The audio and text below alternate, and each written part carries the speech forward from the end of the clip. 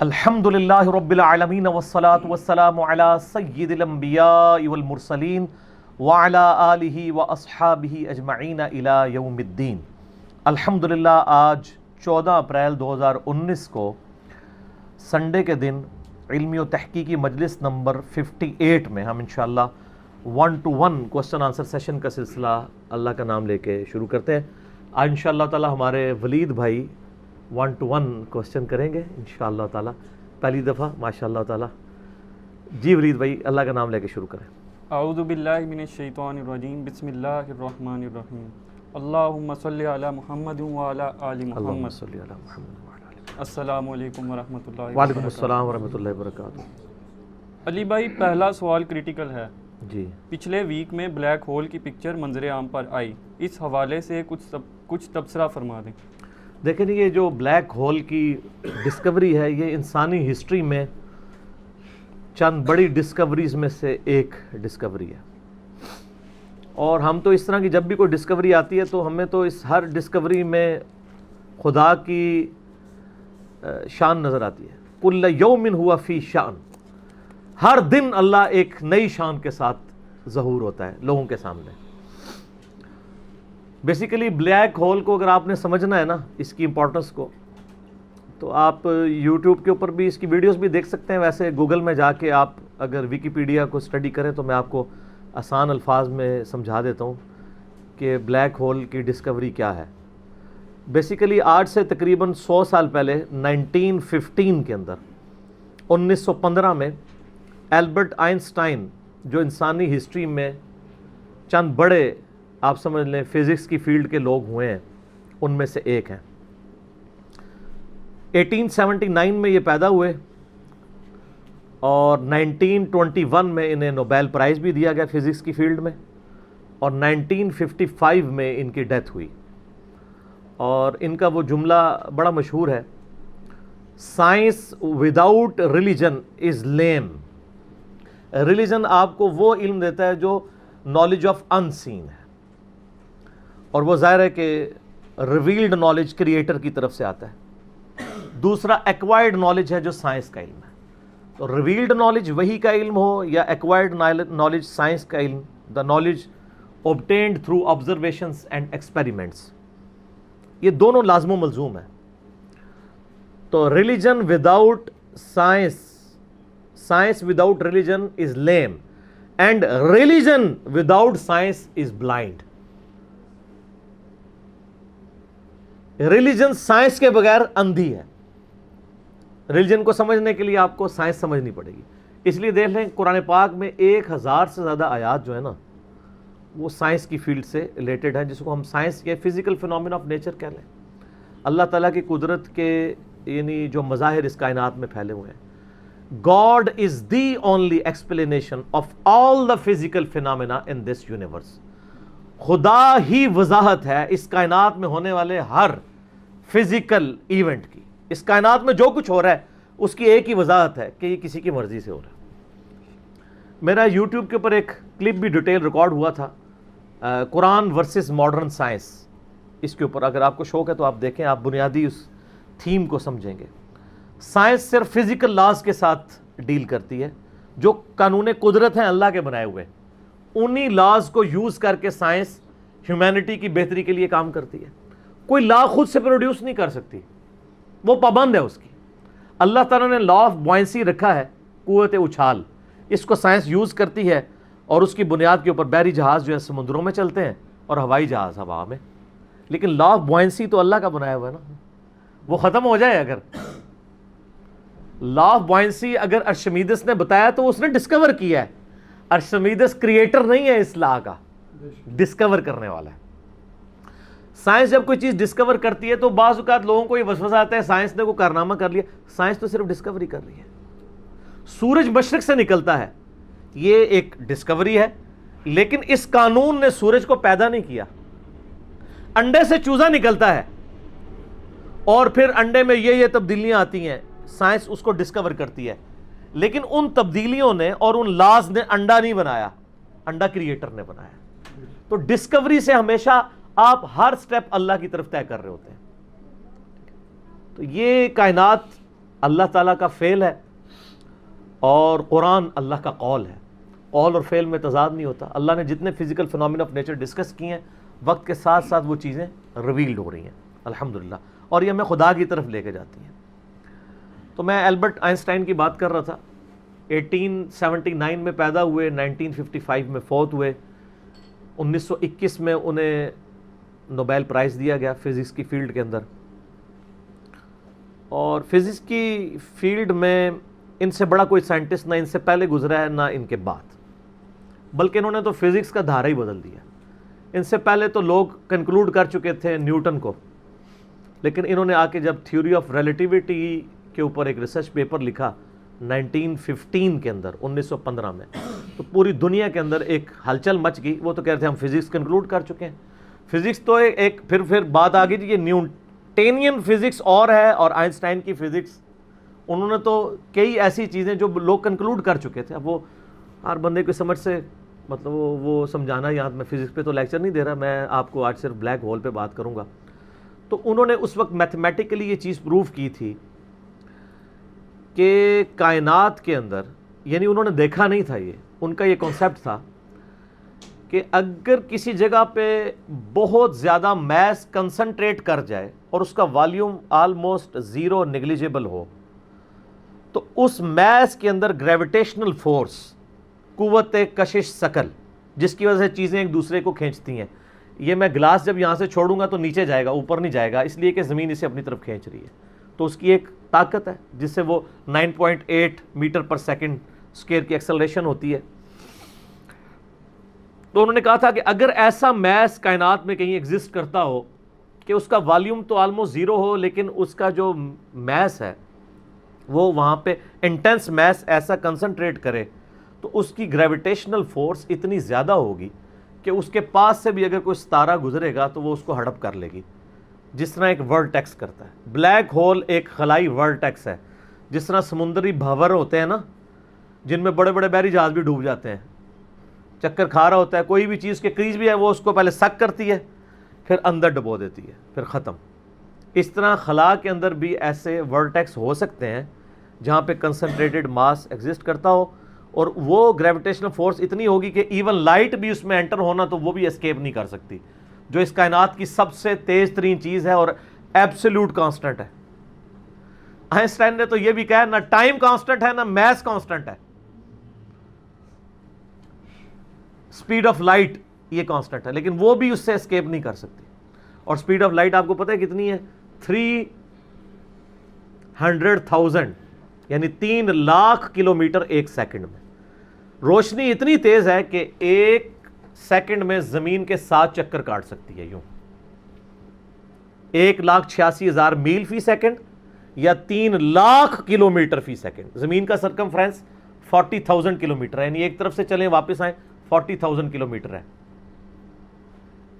تو ایک سیکنڈ میں روشنی زمین کے 7 چکر کاٹ سکتی ہے. اسی لیے کائنات کے فاصلے جو ہیں وہ روشنی کے اعتبار سے ماپے جاتے ہیں. یہ اتنے لاکھ نوری سال, اور ایک نوری سال ہی بہت زیادہ ہوتا ہے. 1 لائٹ ایئر یہ ہے کہ روشنی ایک سال تک اسی رفتار سے چلتی رہے تو جتنا فاصلہ طے کرتی ہے. وہ تو آپ میرا ہوئیز اللہ والا لیکچر دیکھ لیں, مسئلہ 60, اس میں میں نے پھر بتایا کہ کائنات کے فاصلے کتنے ہیں. تو آج ہم بلیک ہول کے اوپر بات کر رہے ہیں. تو وہ بلیک ہول کا ان کا ایک کانسیپٹ تھا کہ ایسا اگر ہو تو ہو جائے گا. پھر سائنٹسٹ نے اس پہ کام کرنا شروع کیا. آپ ہسٹری دیکھیں, کرتے کرتے 3-4 سال پہلے سے انہوں نے ابھی وہ اس کے اوپر یعنی دنیا میں جتنی ٹیلیسکوپس تھیں بڑی بڑی 8 ٹیلیسکوپس انہوں نے فٹ کی, جو کئی یعنی سالوں تک وہ امیج لیتی رہی ہیں. وہ امیجز جوڑ کے تو انہوں نے بہرحال ایک بلیک ہول ایسا دریافت کر لیا ہے کہ جو واقعی جہاں پہ یہ پوری کہکشائیں بھی غائب ہو جاتی ہیں, اور یہ فزیکلی اس کی ویڈیو بھی انہوں نے منظر عام پہ لے آئے ہیں. تو سر یہ تو کریشن ہے نا جی, اصل تو ان ساری چیزوں کے پیچھے کریٹر ہے. God is the only explanation of all the physical phenomena in this universe. Science تو صرف آپ کو چیزوں کی نو ہاؤ دیتی ہے, جو پیچھے ول آف کریٹر ہے, ول آف گاڈ ہے. ظاہر سائنس تو وہ پھر آئنسٹائن نے خود ہی کہہ دیا نا کہ science without religion is lame and religion without science is blind. تو یہ بلیک ہول کی دریافت بہت بڑی دریافت ہے. باقی جو لوگ اس کو دھکے سے وہ قرآن پاک کی آیات میں فٹ کرنے کی کوشش کرتے ہیں وہ ساری ہماری اسیسمنٹس ہی ہیں.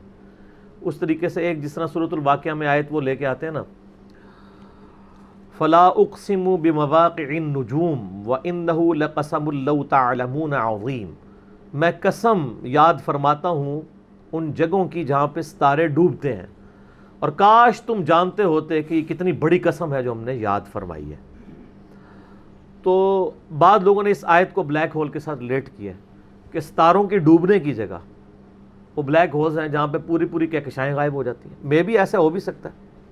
جو پرانے مفسرین ہیں وہ اس کو ستاروں کی منازل کہتے ہیں.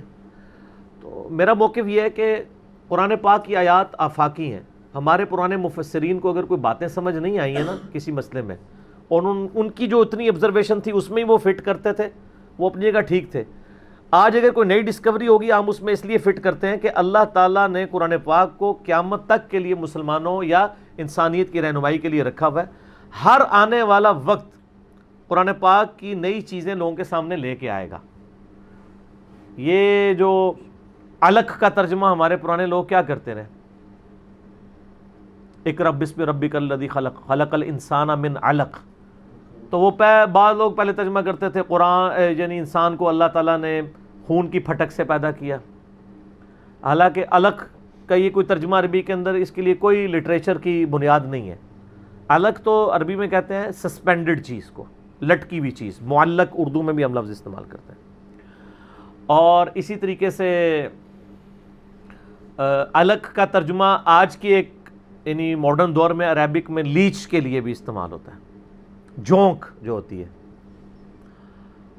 اور اس کی اگر شکل کو دیکھیں آپ، یعنی جو ایمبریو ہے رحم مادر میں، وہ انیشلی سسپینڈڈ فارم میں لیچ کی شکل میں ہوتا ہے. تو اب جو نئے لوگ ترجمہ کر رہے ہیں وہ کہہ رہے ہیں ہم نے جونک نما سسپینڈڈ چیز کی حالت میں رحم مادر میں بچے کو، جنین کو، ایمبریو کو رکھا. تو وہ کہتے ہیں یہ تو پرانے والوں کو تو پتہ تھا، پرانوں کو نہیں، لیکن اللہ کو تو پتہ تھا نا. اور اللہ نے اس چیز کو قرآن پاک میں ایڈریس کیا ہے.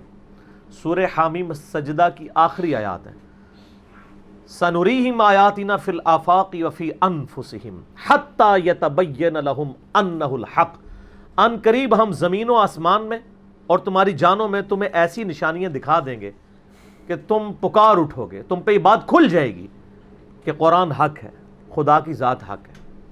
تو یہ ہر آنے والا زمانہ، ہر سائنٹیفک ڈسکوری خدا کی طرف لے کے جاتی ہے. میں اکثر کہتا ہوں نا کہ سائنس تو صرف ڈسکور کر رہی ہے. زلزلہ کس طرح آتا ہے؟ ٹیکٹونک پلیٹس کی ڈسٹربنس سے. اب اگر سائنس سے پوچھیں وہ ڈسٹربنس کون کرتا ہے، اس کا ٹائم پیریڈ کون ڈیفائن کرتا ہے، وہ کہتے ہیں it is physical phenomena of nature. اور فزیکل فینومینا آف نیچر کے پیچھے تو خدا ہے، وہ ڈیسائیڈ کرتا ہے.